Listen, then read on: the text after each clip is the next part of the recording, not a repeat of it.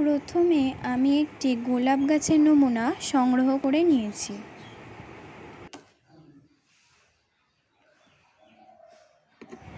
এবার একটি আলু নিয়েছি, কারণ আলু ব্যবহার করলে গোলাপ গাছ খুব দ্রুত বৃদ্ধি পায়। এবার এতে একটি ছিদ্র করে নেব এই জায়গাটিতে।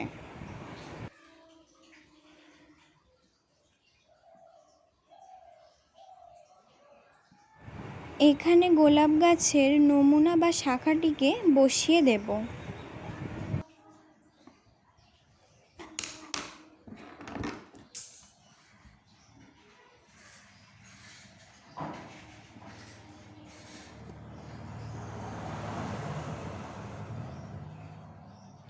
এরপর একটি ছোট টবে আলু শুদ্ধ নমুনাটিকে বসিয়ে দেব।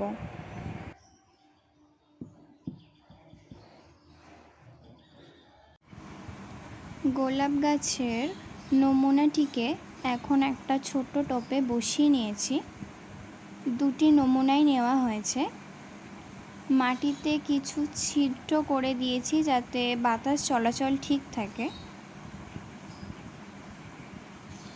ওই আলু শুদ্ধ নমুনাটিকেই আমি বসিয়ে নিয়েছি। এতে গাছের গ্রো যথেষ্টই ভালো হয়। এই জায়গাটিতেই আলুটি রয়েছে। এবার এই পদ্ধতিতে যদি গাছ চাষ করা হয়, আপনারা খুব ভালো ফলাফল পাবেন। 15 দিনের মধ্যেই পাতা বেরোনো শুরু হয়ে গেছে। এটিকে কোনো বড় গাছের ছায়ায় রাখতে হবে, কারণ অত্যাধিক সূর্যের আলো চারা গাছের জন্য ভালো নয়। এরপর চারা গাছটি আরেকটু বড় হলে এটিকে কোনো বড় টবে স্থানান্তরিত করে নিতে হবে।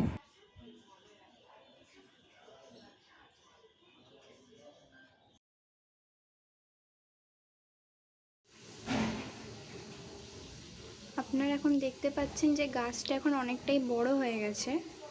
তো আমি সেটাকে ওই ছোটো টবটা থেকে একটা বড় টবে স্থানান্তরিত করে নিয়েছি। দেখুন, খুব সুন্দর একটা ফুলও এসছে, একটা গোলাপি রঙের গোলাপ ফুল হয়েছে, আবার দুটো কড়িও চলে এসছে। তো 3 মাসের মধ্যে এত সুন্দর একটা বড় গাছ তৈরি হয়ে গেছে।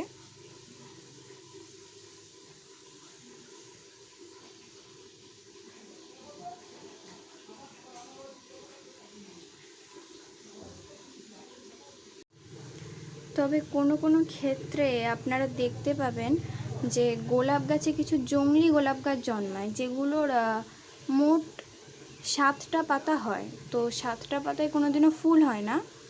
তো এইটা দেখুন এক ধরনের জংলি গাছ হয়েছিল, তো আমি 7টা পাতা যেটা ছিল ওটা কেটে দিয়েছি।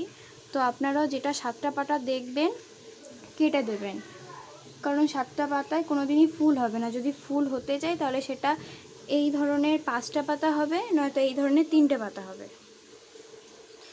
5টা পাতা আর 3টে পাতাতেই সাধারণত ফুল হয়, 7টা পাতাতে হয় না। তাই সেটাকে জংলি গোলাপ গাছ বলা হয়। তো সেটা আমরা কেটে দিয়েছি। তো আপনারাও কেটে দেবেন। ফুলটা খুবই সুন্দর হয়েছে, আপনারা দেখতে পাচ্ছেন।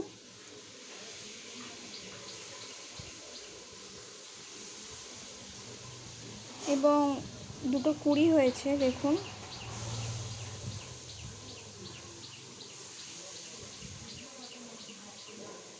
তো আপনারা এইভাবেই